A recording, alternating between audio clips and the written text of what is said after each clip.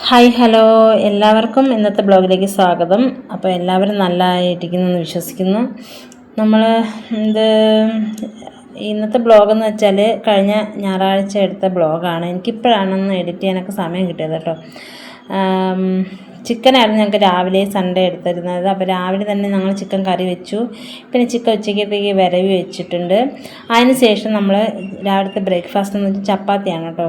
അപ്പോൾ ചപ്പാത്തി നമ്മൾ റെഡിമെയ്ഡ് ചപ്പാത്തിയാണ്, കടയിൽ നിന്ന് മേടിച്ചതാണ്. അപ്പോൾ നിങ്ങൾ റെഡിമെയ്ഡ് ചപ്പാത്തിയൊക്കെ മേടിക്കുമ്പോഴത്തേക്കും നമ്മൾ അതിൻ്റെ എക്സ്പയറി ഡേറ്റൊക്കെ നോക്കി മേടിക്കണം കേട്ടോ. അപ്പം അങ്ങനെ ഒരു അബദ്ധം പറ്റിയിട്ടുണ്ട്. ഇപ്പോൾ കുഴപ്പമില്ല, ഞങ്ങൾ ഡേറ്റൊക്കെ നോക്കിയാണ് എടുക്കുന്നത് കേട്ടോ. അങ്ങനെ രാവിലെയുള്ള ബ്രേക്ക്ഫാസ്റ്റ് കഴിക്കാൻ പോവുകയാണ്. അപ്പോൾ ഇന്നത്തെ ദിവസമെന്ന് വെച്ചാൽ നമ്മുടെ എന്താ പറയുക, തമിഴ്നാട്ടിലെ വിജയ് CM ആയതിൻ്റെ ഒരു സത്യപ്രതിജ്ഞ നടക്കുന്ന ഡേ ടു ഡേ ആണ്. അപ്പോൾ നമ്മൾ അത് രാവിലെ TV യിൽ കണ്ടുകൊണ്ടാണ് കാപ്പി കുടിക്കുന്നത് കേട്ടോ. അതിന് മുന്നേ ഞാനൊരു കോമഡി പടം കണ്ടുകൊണ്ടിരിക്കുകയായിരുന്നു, അതാണ് ചിരിച്ചുകൊണ്ടിരുന്ന് കഴിക്കുന്നത്. അങ്ങനെ നമ്മൾ വിജയുടെ സത്യപ്രതിജ്ഞ കണ്ടുകൊണ്ട് കാപ്പി കുടിക്കുവാണ്.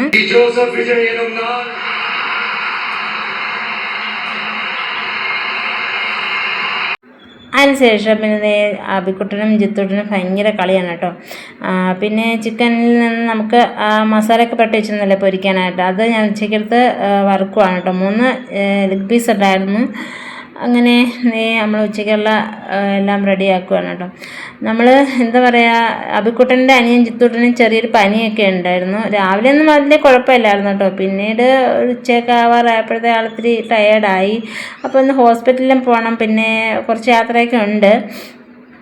അതിനു മുന്നേ നമ്മൾ ചിക്കനൊക്കെ റെഡിയാക്കി വെച്ചിട്ട് ആട്ടിന് വെള്ളം കൊടുക്കാൻ പോവാണ്. ഇത് നമ്മുടെ ആടല്ല, അമ്മയുടെ ആടാണ്. അമ്മ നാത്തൂൻ്റെ ഇവിടെ വരെ പോയിരിക്കണം കേട്ടോ. അപ്പോൾ അമ്മ ഇല്ലാത്ത സമയത്തൊക്കെ ഞാനാണ് ആടിന് വെള്ളം കൊടുക്കുന്നതും കെട്ടുന്നതൊക്കെ കേട്ടോ.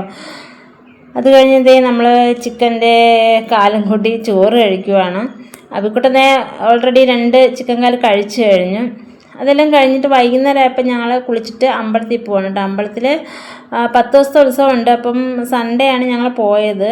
ചൊവ്വാഴ്ചയാണ് ലാസ്റ്റ്. അന്ന് നല്ല തിരക്കായിരിക്കും, അതുകൊണ്ട് നമ്മൾ സൺഡേ കൊണ്ട് തൊഴിക്കാണ്ട് പോയപ്പോൾ അന്ന് നല്ല തിരക്കായിരുന്നു കേട്ടോ.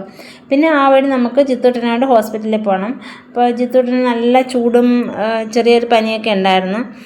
അതിനുശേഷം പിന്നെ ഞങ്ങളവിടെ കുറച്ച് നേരം കറങ്ങിയൊക്കെ നടന്നിട്ട് പാനിപ്പൂരിയൊക്കെ കഴിച്ചു. പിന്നെ ഡാൻസ് പ്രോഗ്രാമൊക്കെ നടക്കുന്നുണ്ടായിരുന്നു. അങ്ങനെ 2-3 സോങ് കണ്ടു കേട്ടോ. പിന്നെ ജിത്തൂട്ടനും അബിക്കുട്ടനും വീട്ടിലാണല്ലോ കുറച്ച് ഡ്രസ്സ് കൊടുത്തു, സൈഷേട്ടനും എടുത്തു. അത് കഴിഞ്ഞിട്ട് അവിടെയൊക്കെ ഒന്ന് കറങ്ങിയൊക്കെ നടന്നിട്ട് നമ്മൾ നേരെ ഹോസ്പിറ്റലിലോട്ട് പോകാൻ കേട്ടോ. അപ്പോഴത്തേക്ക് അബിക്കുട്ടന് ഐസ്ക്രീം വേണം പറഞ്ഞ് ഭയങ്കര നിർബന്ധം.